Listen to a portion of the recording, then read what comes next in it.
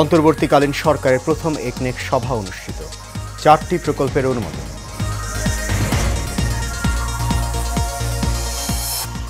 অপকর্মের সাথে জড়িত আইনশৃঙ্খলা বাহিনীর সদস্যরাই কাজে যোগ দেয়নি বললেন স্বরাষ্ট্র উপদেষ্টা।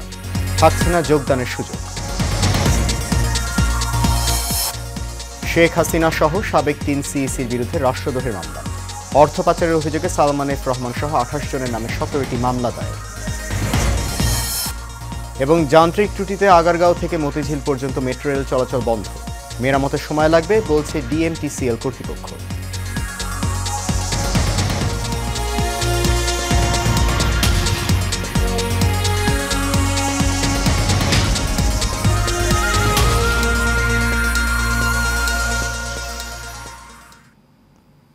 সবাইকে স্বাগত জানাচ্ছি এশিয়ান নিউজে। আপনাদের সাথে আছি আমি সৈয়দ মাহিউজ্জামান মুখর। শুনছেন বিআরবি কেবল ইন্ডাস্ট্রিজ লিমিটেড সংবাদ শিরোনাম। যাচ্ছি পুরো খবরে।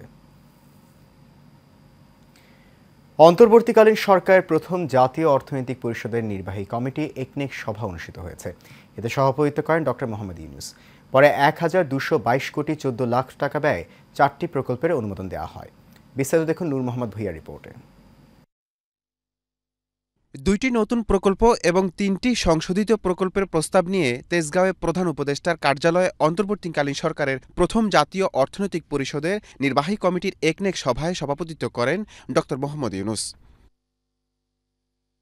সভায় অনুমোদনের জন্য 5টি প্রকল্প উত্থাপন করা হয়। এসব প্রকল্পের মোট ব্যয় 3,455 কোটি 92 লাখ টাকা। তবে একনেকে গ্যাসের চাহিদা পূরণে নতুন গ্যাস কূপ অনুসন্ধান ও উন্নয়ন এবং শিল্প এলাকায় গ্যাস সরবরাহের 2টি প্রকল্পকে বেশি গুরুত্ব দেওয়া হয়। নূর মোহাম্মদ ভূঁইয়া, এশিয়ান টেলিভিশন, ঢাকা। যেসব পুলিশ সদস্য এখনও কাজে যোগদান করেনি তাদের বিরুদ্ধে ব্যবস্থা নেওয়া হবে বলে জানিয়েছেন স্বরাষ্ট্র উপদেষ্টা লেফটেন্যান্ট জেনারেল অবসরপ্রাপ্ত মোহাম্মদ জাহাঙ্গীর আলম চৌধুরী। সকালে গাজীপুরের কালিয়াকৈরে আনসার ও গ্রাম প্রতিরক্ষা বাহিনীর 40তম বিসিএস ক্যাডার কর্মকর্তা ও 25তম ব্যাচ রিক্রুট সিপাহীদের প্রশিক্ষণ সমাপনী কুচকাওয়াজ শেষে তিনি এসব কথা বলেন। এ সময় তিনি আরও বলেন, এখনও কাজে যোগ দেয়নি এমন পুলিশের সংখ্যা খুবই নগণ্য। যারা কাজে যোগ দেয়নি তাদের বিরুদ্ধে ডিসিপ্লিনারি অ্যাকশন নেওয়া হবে। নিশ্চয়ই তারা কোনো অপকর্মের সাথে জড়িত। এর আগে প্রধান অতিথি হিসেবে সালাম গ্রহণ করেন স্বরাষ্ট্র উপদেষ্টা।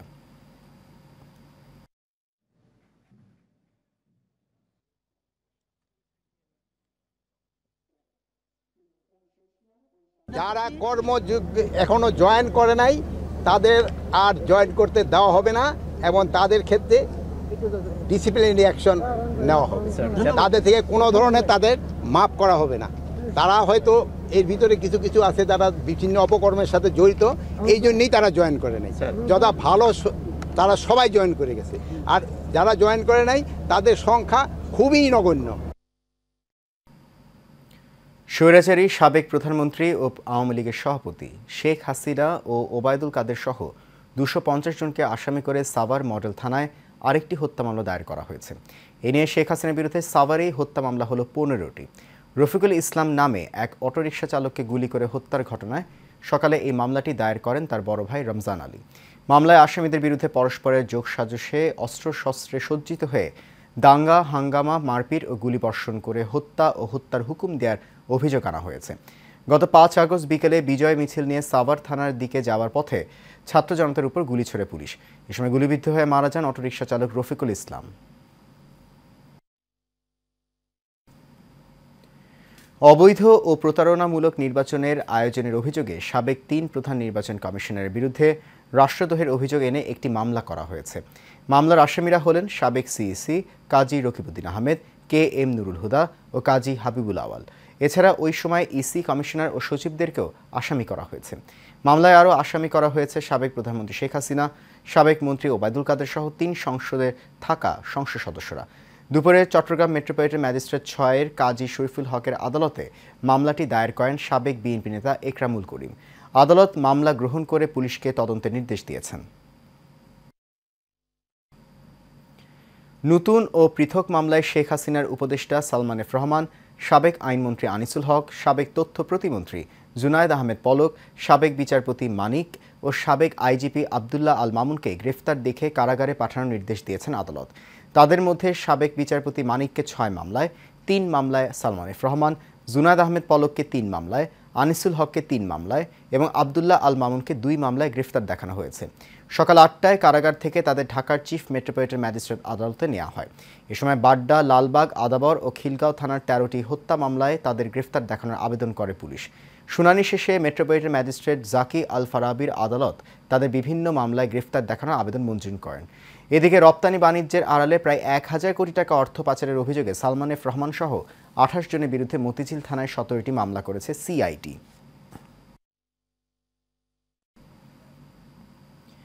কুষ্টিয়া 4 আসনের সাবেক সংসদ সদস্য ব্যারিস্টার সেলিম আলতাফ জর্জকে গ্রেফতার করেছে পুলিশ। রাতে রাজধানীর লালমাটিয়া থেকে তাকে গ্রেফতার করে ঢাকা মহানগর গোয়েন্দা পুলিশ। বিষয়টি নিশ্চিত করে ডিএমপির ডিবি প্রধান রেজাউল করিম মল্লিক বলেন, সেলিম আলতাফ জর্জের নামে কুষ্টিয়া ও ঢাকায় একাধিক হত্যা মামলা আছে। এর মধ্যে একটি হত্যা মামলায় গ্রেফতার দেখে আদালতে তুলে রিমান্ড চাইবে পুলিশ। সেলিম আলতাফ জর্জ কুষ্টিয়া 4 আসন থেকে 2018 সালে একাদশ জাতীয় সংসদ নির্বাচনে আওয়ামী লীগের মনোনয়নে প্রথমবার সংসদ সদস্য নির্বাচিত হন। যান্ত্রিক ত্রুটির কারণে আগারগাঁও থেকে মতিঝিল পর্যন্ত মেট্রো রেল চলাচল বন্ধ রয়েছে। এতে চরম ভোগান্তিতে পড়েছে মেট্রো রেলে চলাচলরত যাত্রীরা। সকালে তথ্য নিশ্চিত করেছে এমআরটি লাইন 6-এর দায়িত্বশীল একটি সূত্র। এক বার্তায় ডিএমটিসিএল জানিয়েছে, অনিবার্য কারণবশত সকাল 9টা 40 মিনিট থেকে আগারগাঁও থেকে মতিঝিল অংশের ট্রেন চলাচল সাময়িক বন্ধ আছে। তবে উত্তরা থেকে আগারগাঁও অংশে ট্রেন চলাচল অব্যাহত আছে। আগারগাঁও থেকে মতিঝিল অংশের ট্রেন চলাচল স্বাভাবিক হলে জানানো হবে।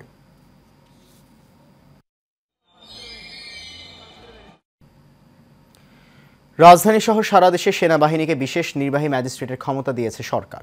মঙ্গলবার জনপ্রশাসন মন্ত্রণালয় থেকে এক প্রজ্ঞাপনে তথ্য জানানো হয়েছে। আগামী 2 মাস পর্যন্ত নির্বাহী ম্যাজিস্ট্রেটের দায়িত্ব পালন করবেন সেনাবাহিনীর কমিশনপ্রাপ্ত কর্মকর্তারা। এর ফলে ভ্রাম্যমাণ আদালত বসিয়ে অপরাধীকে সাজা দিতে পারবেন তারা। প্রজ্ঞাপনে বলা হয়, 1898-এর 12-র 1 ধারা অনুযায়ী বাংলাদেশ সেনাবাহিনীর কমিশনপ্রাপ্ত কর্মকর্তাগণকে নির্বাহী ম্যাজিস্ট্রেটের ক্ষমতা দেওয়া হলো। ধারার অপরাধ বিষয় এদিকে নোয়াখালীতে বন্যার দুর্ভোগ এখনও পুরোপুরি না কাটলেও দেখা দিয়েছে পানিবাহিত নানান রোগ। বিশেষ করে টিউবওয়েলগুলো ডুবে যাওয়ায় বন্যা কবলিত এলাকায় চর্মরোগ, ডায়রিয়া সহ নানা পানিবাহিত রোগ বেড়েছে। এতে জেলার হাসপাতালগুলোতে বেড়েছে রোগীর চাপ। যদিও রোগী ও স্বজনদের দাবি, অস্বাস্থ্যকর পরিবেশে সেবা দিচ্ছে হাসপাতাল কর্তৃপক্ষ। প্রতিনিধি তাজুল ইসলাম মানিক ভূঁইয়ার তথ্যছবিতে বিস্তারিত জানাচ্ছেন সঞ্জিতা হক। নোয়াখালীর বিভিন্ন উপজেলা সাধারণ মানুষের চিকিৎসা সেবা গ্রহণের একমাত্র মাধ্যম হচ্ছে 250 শয্যা জেনারেল হাসপাতাল।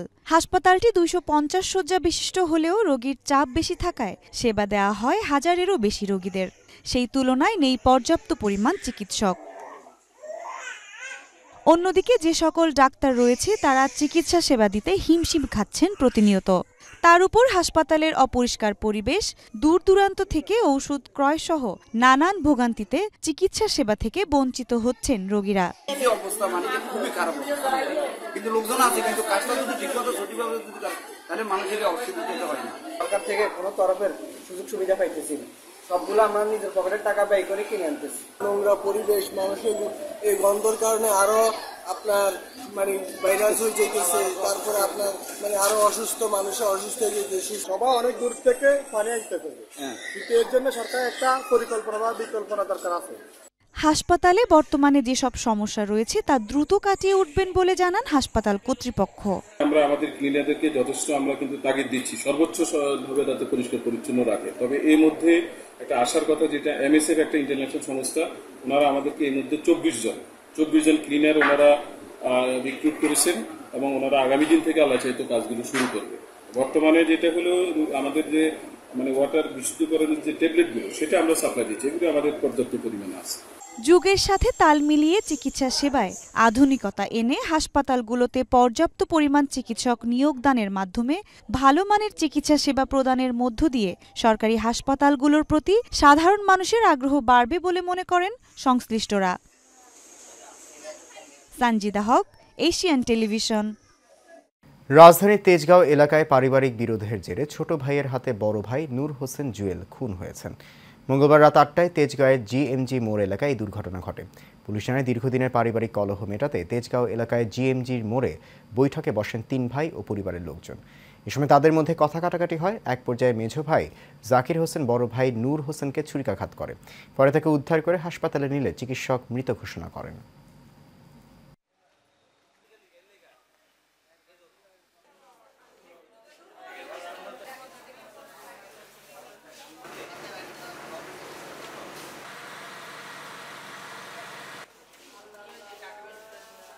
আমার বড় ভাইকে মেজু ভাই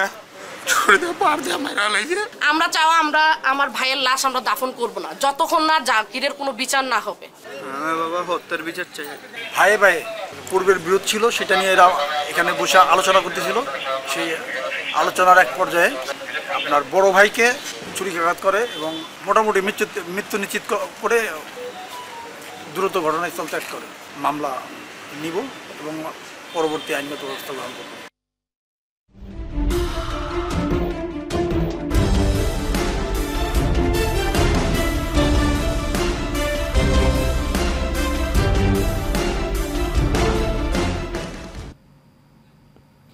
বাংলা প্রসঙ্গ। নারায়ণগঞ্জে মেধাবী শিক্ষার্থী তানভীর মোহাম্মদ তোকি হত্যাকাণ্ডের ঘটনায় গ্রেফতার হওয়া সাফায়েত হোসেন শিপনকে নিয়ে শহরের আল্লামা ইকবাল রোডের একটি বাড়িতে তদন্তে যায় র্যাব 11-এর একটি টিম। ওই বাড়িতে তোকি হত্যার আসামি শামীম ওসমানের ভাতিজা আজমেরি ওসমানের উইনার ফ্যাশনের আড়ালে টর্চার সেল ছিল। দুপুরে এই বাড়ির কয়েকজনের সঙ্গে কথা বললে পরে শীতলক্ষা নদীতে যেখানে তোকির মরদেহ ফেলা হয়েছিল সেখানে যায় র্যাব। পরে সাংবাদিকদের র্যাব 11-এর অধিনায়ক লেফটেন্যান্ট কর্নেল তানভীর মাহমুদ পাশা বলেন, তদন্তের শুরুতে অগ্রগতি থাকলেও মাঝে স্থগিত ছিল। সম্প্রতি 5 জনকে গ্রেফতার করা হয়েছে। এর মধ্যে একজন 164 ধারায় জবানবন্দি দিয়েছে। তার জবানবন্দি এবং অন্যদের জিজ্ঞাসাবাদে বেশ কিছু গুরুত্বপূর্ণ তথ্য পাওয়া গেছে বলেও জানায় র্যাব।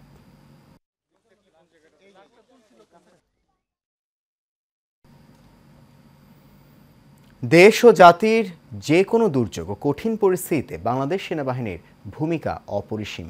সম্প্রতি দেশে বন্যা পরিস্থিতিতে তাদের ভূমিকা ছিল চোখে পড়ার মতো। তবে সেই বন্যা দুর্গতদের এলাকায় এক সেনা সদস্যের হাঁটুকে সিঁড়ি বানিয়ে নারীদের গাড়িতে ওঠানোর দৃশ্যটি ব্যাপক আলোড়ন সৃষ্টি করেছে। তিনি ভালোবাসা কুড়িয়েছেন সকল মহলের, পুরস্কার পেয়েছেন সেনাপ্রধানের হাত থেকেও। আলোচিত সেনা সদস্য কাজী সুজনকে নিয়ে GM জসিম হাসানের রিপোর্ট। বিস্তারিত জানাচ্ছেন সঞ্জিতা হক। টানা বৃষ্টি ও পাহাড়ি ঢলে দেশের 11 জেলা বন্যা কবলিত হয়। আর এই বানভাসী মানুষদের উদ্ধার ও সহায়তায় কাজ করে সেনাবাহিনী। সম্প্রতি চট্টগ্রামের ফটিকছড়িতে বন্যা দুর্গতদের সেনাবাহিনী উদ্ধার করতে গিয়ে কয়েকজন নারীকে গাড়িতে ওঠার জন্য নিজের হাঁটুকে সিঁড়ি বানিয়ে দিয়ে অনন্য নজির স্থাপন করলেন সেনাবাহিনীর ল্যান্স কর্পোরাল কাজী সুজন। ওই ঘটনার একটি ভিডিও সামাজিক যোগাযোগ মাধ্যমে ছড়িয়ে পড়ে। সেনা সদস্য কাজী সুজনের বাড়ি বরিশালের গৌরনদী উপজেলার টর্কির কাঁঠালতলী গ্রামে। বর্তমানে তিনি সেনাবাহিনীর আর্টিলারি করে কর্মরত। তার এই কাজের জন্য গর্বিত এলাকাবাসী ও তার পরিবার। ওনাদেরকে কিভাবে সম্মান করতে হয় এবং তার দায়িত্ব কিভাবে পালন করতে হয় এটা উনি দেখিয়ে দিয়েছেন। এটা আমাদের গর্বের জায়গা এবং তাছাড়া উনি সামাজিক অনেক কাজ করেন যেটা আপনারা সবাই জানেন। এটাও আমাদের একটা সম্মানের জায়গা। সে আসলে যেটা করেছে সেটা সেনাবাহিনীর মুখ উজ্জ্বল করেছে এবং সে বাংলাদেশের সুনাম বহির্বিশ্বে ছড়িয়ে দিয়েছে। ব্যক্তি হিসেবে আমি চিনি, তার আমাকে এই উপজেলারই ছেলে, আমাদের এই ছোট ভাই, সে ব্যক্তি হিসেবে অনেক ভালো। তার এই কাজের জন্য আমরা পরিবার এবং সারা বাংলাদেশ তথা বরিশাল সবাই গর্বিত। বন্যা পরিস্থিতিতে রেস্কিউ টিমের উদ্ধার কাজে যান সুজন। এক পর্যায়ে উদ্ধারকৃতদের নিরাপদ স্থানে সরিয়ে নেয়ার জন্য ট্রাক আনা হয়, কিন্তু তাতে কয়েকজন নারী উঠতে পারছিলেন না। ওই সময় তিনি নারীদের প্রতি সম্মান দেখিয়ে হাঁটুকে সিঁড়ি বানিয়ে তাদের গাড়িতে উঠতে সহায়তা করেন। ছাত্রজীবন থেকেই সুজন নিজ এলাকা গৌরনদীর বিভিন্ন সামাজিক ও মানবিক কর্মকাণ্ডে সম্পৃক্ত। মুমূর্ষ অসহায় রোগীদের জন্য গৌরনদী ব্লাড ডোনার্স ক্লাব প্রতিষ্ঠা করেছেন। নিজের শেষ রক্তবিন্দু দিয়ে হলেও দেশ ও জাতির সেবায় নিজেকে বিলিয়ে দেবেন, এমনটাই জানান কাজী সুজন। সঞ্জিতা হক, এশিয়ান টেলিভিশন।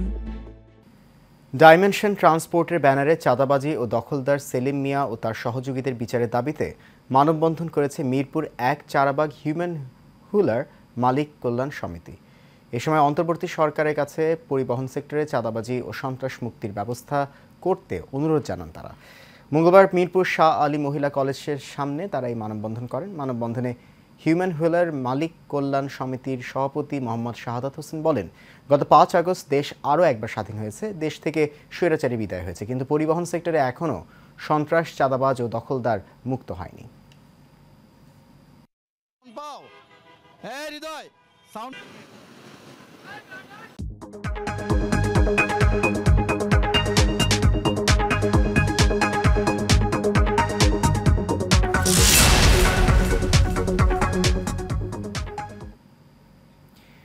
এবার এক্সিম ব্যাংক বাণিজ্য সংবাদ।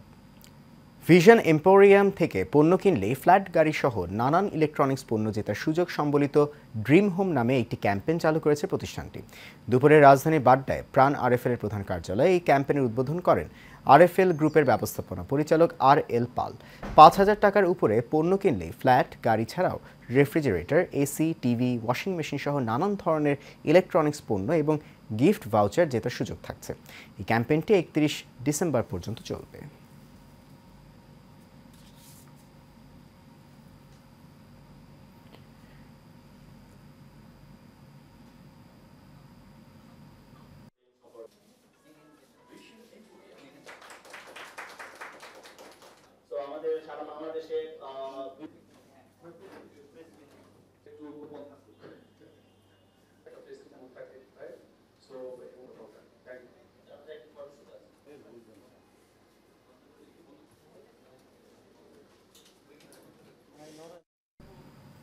চার দিন বন্ধের পর দিনাজপুরের হিলি স্থলবন্দর দিয়ে ভারত থেকে কম শুল্কের পেঁয়াজ আমদানি শুরু হয়েছে। সার্ভার আপডেট হলে বন্দর দিয়ে কম শুল্কের পেঁয়াজ আমদানি শুরু হয়। বন্দর দিয়ে 4টি ট্রাকে 123 টন পেঁয়াজ আমদানি হয়েছে। হিলি স্থলবন্দরে পেঁয়াজ আমদানিকারক মামুনুর রশিদ বলেন, গত শুক্রবার পেঁয়াজ রফতানিতে শুল্ক 40 ভাগ থেকে কমিয়ে 20 ভাগ করে ভারত। একই সাথে পেঁয়াজের রফতানি মূল্য $550 থেকে কমিয়ে $405 করা হয়।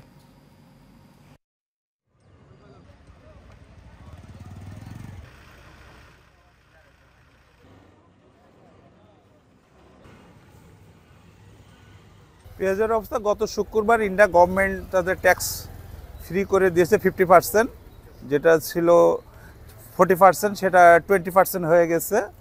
এতে একটা মালের দাম আশা করতেছি আমরা কম হবে। আর যেটা ওদের সার্ভারে এখনও আসেনি, আজকে আসছে, এই শেষ বেলাতে ওদের সব টেন্ডার হচ্ছে, আমাদের মাল ঢোকা শুরু হয়ে গেছে। আর বাজারে আশা করা যায় বাজারের দাম কমে যাবে। এরই সাথে শেষ হবে এশিয়ান নিউজ। তার আগে বিআরবি কেবল ইন্ডাস্ট্রিজ লিমিটেড সংবাদ শিরোনামগুলো জানিয়ে দিচ্ছি আরও একবার।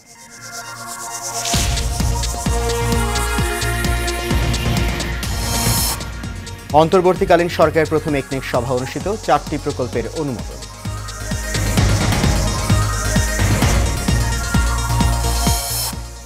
অপকর্মের সাথে জড়িত আইন শৃঙ্খলা বাহিনীর সদস্যরাই কাজে যোগ দেয়নি, বললেন স্বরাষ্ট্র উপদেষ্টা। থাকছে না যোগদানের সুযোগ। শেখ হাসিনা সহ সাবেক 3 সিইসি বিরুদ্ধে রাষ্ট্রদ্রোহের মামলা, অর্থ পাচারের অভিযোগে সালমান এফ রহমান সহ 28 জনের নামে 17টি মামলা দেয়। এবং যান্ত্রিক ত্রুটিতে আগারগাঁও থেকে মতিঝিল পর্যন্ত মেট্রো রেল চলাচল বন্ধ, মেরামতের সময় লাগবে বলছে ডিএমটিসিএল কর্তৃপক্ষ।